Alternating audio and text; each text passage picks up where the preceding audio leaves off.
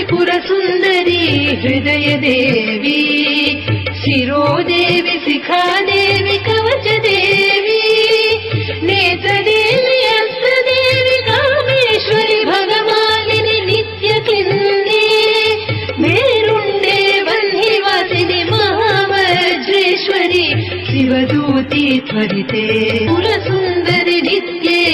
नीलपताके विजये सर्वमङ्गले ज्वालामालिनी चित्रे महानित्य परमेश्वर परमेश्वरि मित्रे समये षष्ठी समये पुण्ये समये